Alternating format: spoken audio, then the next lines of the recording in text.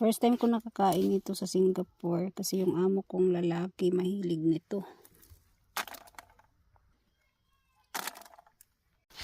Ito yung mga garlic ko, nilinis ko na siya. So guys, 31 degree today or this hour. Grabe, parang Pilipinas na. Super init, may warning na nga siya guys, super hot daw.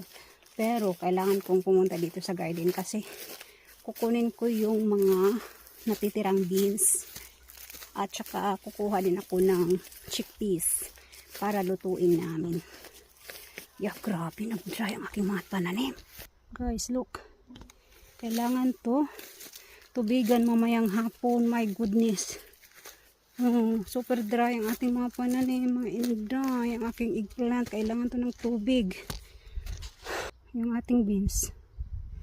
May mga bulaklak na marami. Ito, may talong na tayo. Hoy! Aking talang! Ang aking talang!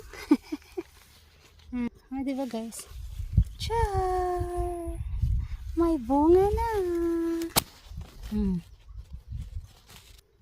So, may maliit pa doon. Kakatuwa naman guys ang aking mga eggplant. Nagsigandahan, gaya ko, charot lang. Gaya sa nanonood. Ayan. Tapos ito, may watermelon ako dito. Di ko alam kung lalaki yan o hindi. Kasi yan, mga 5 siguro yan guys. Ko yung aking okra, nag-dry talaga siya. At dito tayo sa aking guys, soya milk. Soya milk. Soya. Kakaiba itong soya na to guys kasi pahaba ang kanyang dahon. Tingnan mo. Iwan ko soya ba yan, charot. Pero may bunga na, ay soya talaga yan, look. Pero kakaiba siya. Kasi ang alam ko soya dati hindi ganyan eh. Yung sa Pinas pa ako. At nung bago lang ako dito guys, nagtanim din ako ng soya. Hindi naman ganyang hitsura. But anyway, ito yung ating i-harvest for today's video. Pwede na siya guys. Ito naot ang tawag dyan. Sarap kasi guys. Gusto ko siya isabaw. Ayan ah. Ayan. Pero maliliit pa ata. Hindi ko alam.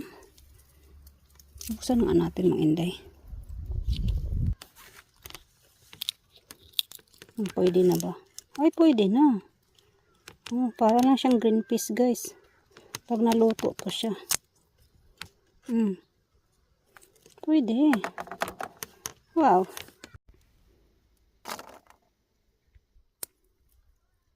Kuti lang yun siya pangwaon. Kay gagmay man siya, guys. Pero lami ni siya. First time ko nakakain ito sa Singapore. Kasi yung amo kong lalaki mahilig nito.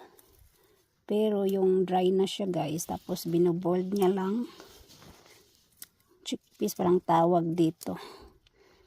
Tapos nung nakita ko dito sa tindahan, bumili na rin ako para itanim. Ayan. At lutuin din.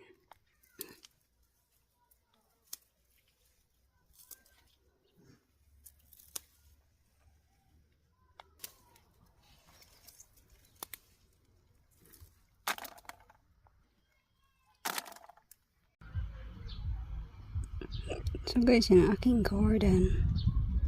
Yun ang bahay namin doon. Malapit lang guys. Nasa backyard lang kami. Ayan. Ito mga pananim hanggang doon.